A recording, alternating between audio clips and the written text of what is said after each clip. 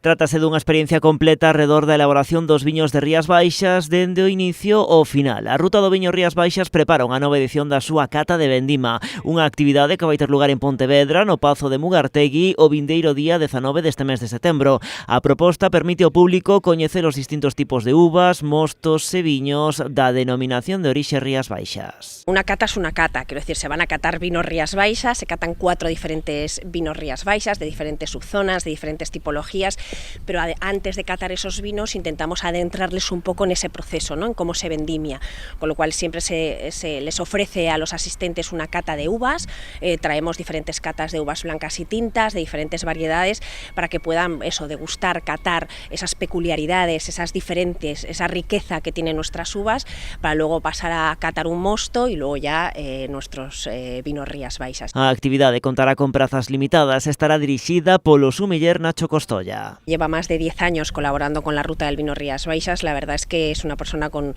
un gran conocimiento, pero sobre todo que engancha, que conecta muy bien con el público, con la idea de hacer una cata apta para todo el mundo, ¿no? Fácil, divertida, entretenida, pero que a la vez uno se vaya con conocimientos grandes, ¿no? Con conocimientos potentes de cómo son nuestros vinos. Os asistentes aprenderán de forma práctica e visual os distintos factores que afectan ao crecemento da uva, así como as diferenzas entre as distintas variedades autóctonas da denominación de orixe: Albariño, Treixadura, Loureira, Pedral, Sousón e Caíño Tinto. Unha experiencia que lles achegará de primeira man a vendima en Rías Baixas, pensada para un público amplo. Es perfecta para todo el mundo. Yo creo que el que nunca ha catado es una experiencia muy enriquecedora, ¿no? Porque aprenderá las primeras cosas, pero también alguien que ya esté más habituado a nuestro proceso de elaboración, ¿no? A nuestros vinos, yo creo que también es una cosa entretenida, ¿no? Porque siempre tenemos cosas nuevas que aprender, ¿no? De nuestros vinos que son tan ricos.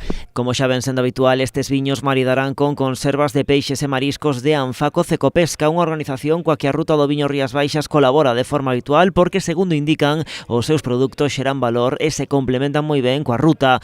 As entradas para esta actividade xa están dispoñibles en ataquilla.com.